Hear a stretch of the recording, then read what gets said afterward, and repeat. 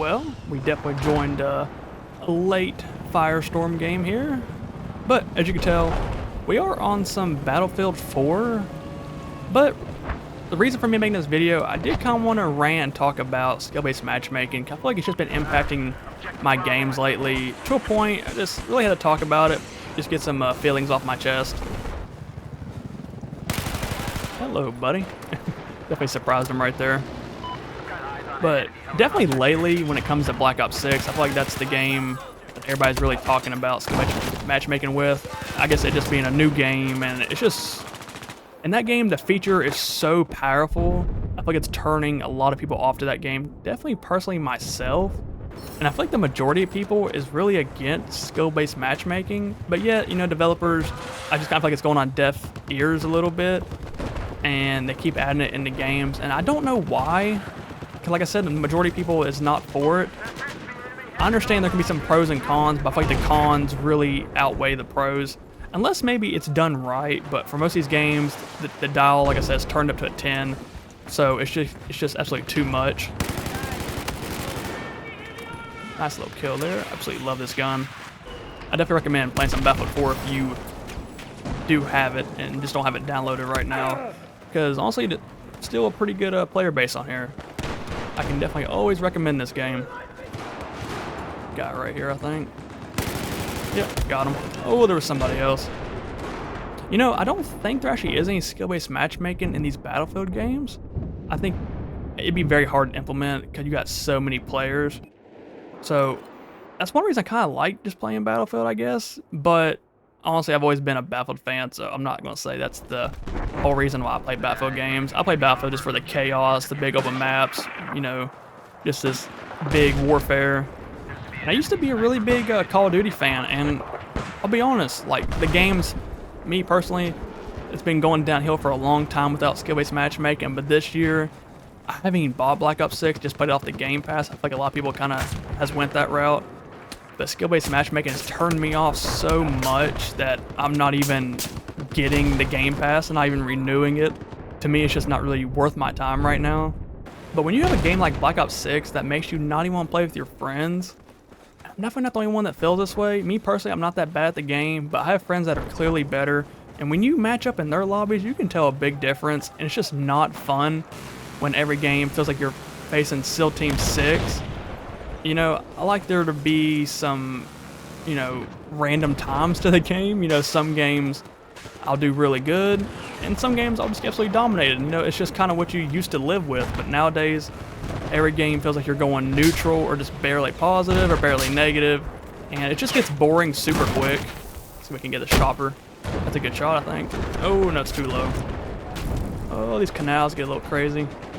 But to me, it just does not seem like a good business plan when you make people not want to play with friends. You know, I mean, that's definitely going to take away some of the replay value for sure. Definitely did for me personally. Oh, he died. Oh, that wasn't such a good idea.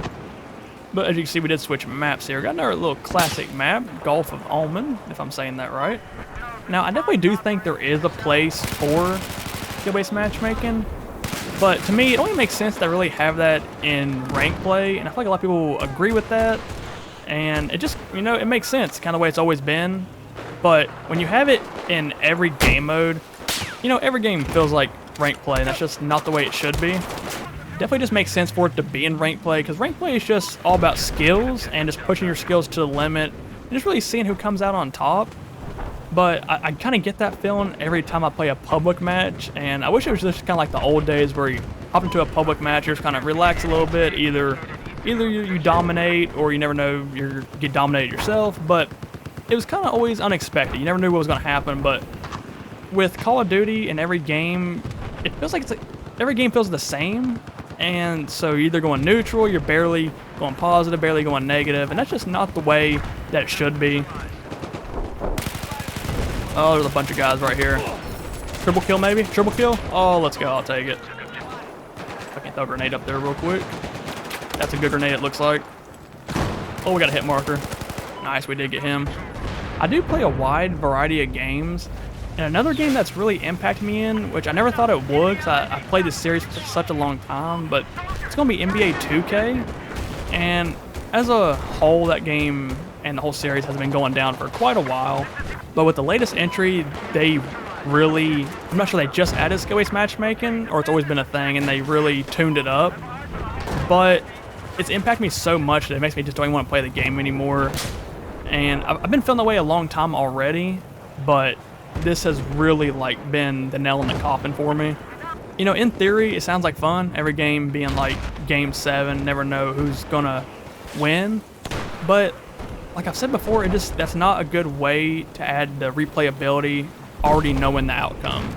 That's what makes games like Battlefield here pretty special because they're so chaotic and you just don't know what's gonna happen. Oh, guy right here with a stinger. Can we get him? Oh my gosh, got him right in the foot there.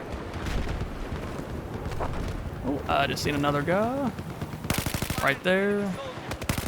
Oh, nice. Got him with a headshot. I'll take it.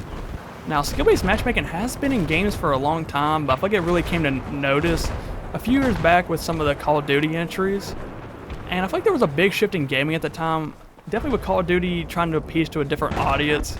If you go back and look at the original MW2, their audience was definitely older, mature people. And you can see how they really pushed the envelope with a bunch of controversy with their game being very realistic. And then you got the no Russian mission, which I'm not saying every game needs a no Russian mission, you know, but it is good to see games push the envelope. But you definitely don't see that nowadays. A lot of games play it safe, appease to more of a kids audience. When that is something that you can do when you have more of a kids game like Fortnite or Roblox, but when you have a military game, I just don't think that's the route you should go, and it's not really a good route, I think, for longevity and just retaining players. Oh, there's a Doom buggy. Oh. Okay. I didn't expect him to try to run right into me there. But I have no doubt that Call of Duty, you know, they still got tremendous player numbers. I mean, don't get me wrong, but to me, it just feels like they are losing, I think, overall in the long run. Definitely with adding these kind of features in and just appeasing to another audience, not their core audience where I think they should be really looking towards. The only reason I mention this is because I really do think that's where skill-based matchmaking is coming from. It's just these game companies really playing it safe when they really should not be, like at all, because they're losing the fundamentals of what made them great. There's one guy. Might be the only guy here. Oh, there's another one. Nice, got him. But you kind of did see an example of games playing it safe. With Battlefield 2042, you know, they went more of the kiddish route, I feel like. I mean, there were leaks of Santa skins coming to the game. And just right there kind of tells you they lost focus of their core audience. Because, I mean, their core audience is this right here. It's Battlefield 4, it's Battlefield 1, it's the ritty-gritty, getting dirty on here, just all-out warfare. And with 2042, complete 180. And that's why that game was perceived really bad, still is perceived really bad. They've done a lot of good changes to the game, but still not the game that the players were expecting, not the game that players really deserved.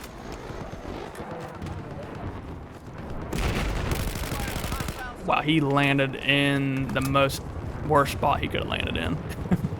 I definitely know I've ranted quite a bit, but let me know down in the comments any games that you play that you know skill-based matchmaking has been implemented in pretty rough, and you know, just let me know how you feel about it as a whole. Kind of for me personally, it's just really turned me off to a bunch of games, and I think the gaming industry needs to make another shift, but kind of shift back in the old direction. Okay, for whatever reason, the last game ended just randomly. I don't even think it was time limit. Maybe it was. It definitely wasn't score. There were still 400 tickets left on the enemy team. But, alright, we're back on some Firestorm. But definitely talk about some smaller games. I would definitely check out my last video about Delta Force. And the game is free, so I recommend everybody go check it out. It's basically a Battlefield game, I'd say. A lot of elements of Battlefield in it. They definitely do some things right that 2042 definitely did wrong. I don't think the game is on the level of Battlefield, but it's a good free experience, so I recommend it. Now, I did have a ton of fun with the game. What really got me into it was the gameplay, and you know, just the gunplay itself feels really solid on there. Got some pretty good bones, and they do have some heroes on there, so it's kind of like 2042 in a way with the heroes, but theirs seem to be a little more balanced, I would say. I'm gonna let this tank pass first, and I'll light him up.